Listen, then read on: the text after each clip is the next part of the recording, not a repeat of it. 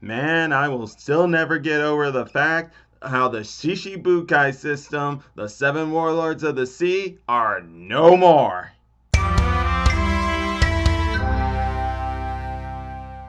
What's up, YouTubers of the world? MegaGeekMixer here to give you guys my review on episode 957 of One Piece. But before I do that, as you guys can see, I am not doing my usual video recording because that's unfortunately I've been having some issues with that and I don't want it to stall on my video, so I just decided to go with auto recording, which will be happening for the next 2 or 3 days, and I hope to have everything fixed by then. But until then, guys, if you continue to support me, I would definitely appreciate that. And now, having said that, let's get into the review. Which, by the way, guys, as I said, I'll still never get over how the Shichibukai system of the Seven Warlords of the Sea is completely obliterated, which is what something Admiral Fujitora wanted, because now that he has it, what's this going to do to the world? It already showed us how the world is affected by it. Some are divided, some are excited, and it's just wild. But it's not just wild for the world,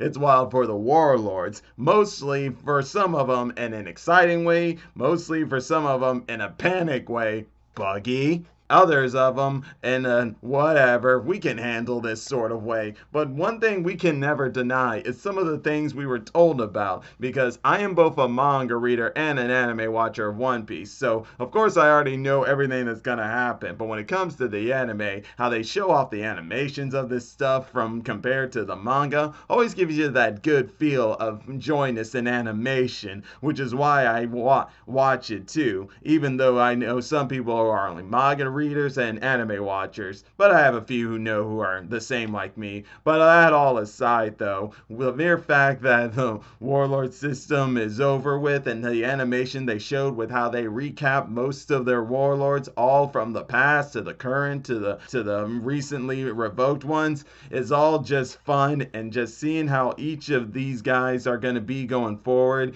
is very interesting, especially in the fact that Otis told us about some of them, namely Boa Hancock and Kobe, because Kobe had a job of going after the go into Amazon Lily to capture Boa Hancock, who herself says she's not worried because they were made warlords because they're strong, which is no lie there, because Boa Hancock, that woman is tough, as it was shown through the Marineford War, the Paramount War, and even though this is non-canon, in Stampede, she was able to give Bullet a kick to his awakening state that while he may not have affected him too much, he did feel a little pain to it. So that girl is strong, but I can't still help but remember what Oda said about there being something going forward in the storyline of One Piece going forward. That'll no doubt be an effect of Luffy with his personal connection of Kobe and Hancock.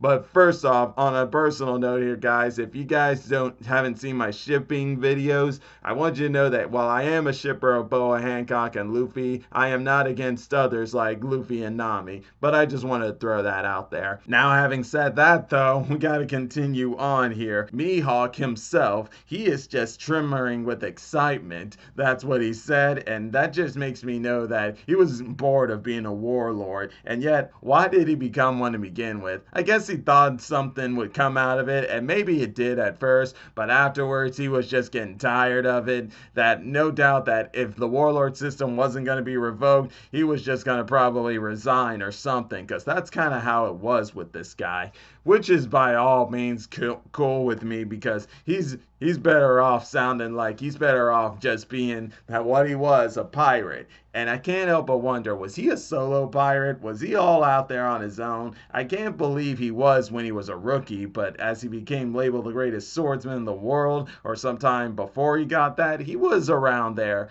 All I just know is that I can't wait to see what's happening with him in the world out there, because no doubt we'll get to that eventually. eventually, once we're done with Wano arc. But either way, though, let's not forget about Buggy, who, like his usual self, is playing a game so he could just run away. But we'll worry about him another time. What about Edward Weaver? I still gotta wonder about that guy. Edward Weaver, who recently became a warlord, and now there the Marines are fighting him. And yet, he don't seem too worried about it. Well, or better yet, he's just being dense because he's a dense person, but I'm sure he'll handle himself. Either way, though, with the warlord system now out, and how both Cobra and Riku made their plea for it. They must no doubt feel enjoyment for that. But it was also great to see animations of Crocodile, Jinbei, and all these others. And Don Quixote, Don Flamingo, and Impel Down just enjoying the news out there and stuff. And this just continues to remind me of what Trafalgar Law told him, that kind of is playing in to what's going on in the current spot of the manga. But since some of y'all might be anime watchers, I'm not going to say anything on that end. But either way, though, one thing's for certain is that I cannot wait to see what more this will bring to us now that the Warlord system is out of commission, and what more it'll do for these characters going forward. Now, having said all that on the whole Warlords and everything, let's go ahead and get into the other things that happened in this episode. Some that also affected the world. Not as much as the Warlord system, but still, the mere fact for one of them is the Revolutionary Army. They get some disturbing news regarding Sabo, the chief of staff, and for what it's showing us with Makino and Dedan, on the newspapers, it sounded like they're saying Sabo is dead, which Dragon isn't gonna believe until he can fully know for certain, which is good because I can't help but think that a big character like him dying like that after we just got him back, no, Oda's just doing that to tease us, to make us be ready for whatever it is that happened during when he and his revolutionary army comrades tried to fight those two admirals just to rescue Kuma. And let's not forget, Jory Bonnie is there too. And you can't help but wonder what was her end goal in there. Could she have probably assisted them or something? Because her connection is with Kuma too. But whatever it is, we'll find out soon. All I just know is what I'm gathering from all this is that Dragon is thinking that the world government is probably doing this to just try to lure him out, which is a smart move by the world government because Dragon's been a thorn in their side for far too long. So you gotta know that they probably did this to get him to come out. And because, yeah, I don't believe it's true either. But whether it's true or not, I can't wait to see what this will do to the Revolutionary Army going forward. Because if I were the world government, I wouldn't keep Sabo alive just to lure him out. But who knows? And now, having said that, though, there's also an incident that happened as Garp was talking with I can't remember his name, but basically the king of Ryuga Kingdom and Merman Island and Fishman Island. I mean, I said Merman. Damn, 4 kids stuff.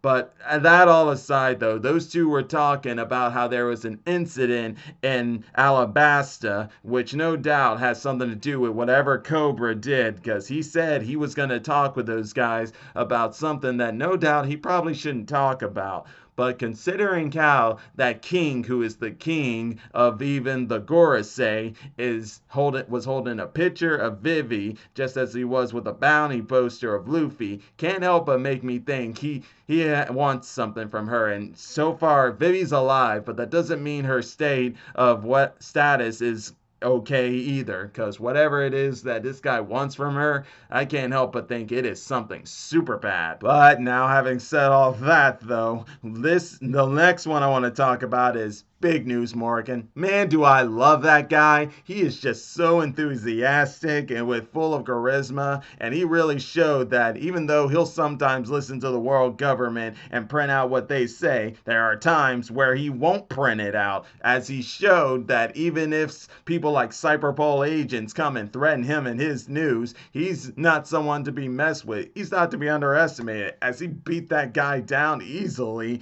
and then he just pretty much said, I am Big News Morgan. I do whatever I want because I am a journalist first and foremost. And if I want to print something out, I'll print it out. He even went on saying like he don't mind playing with the world's emotions and DJing them and everything, but when he wants to, he'll really print the truth and not lies. I also loved how he made that little creative spot of making 2 front pages.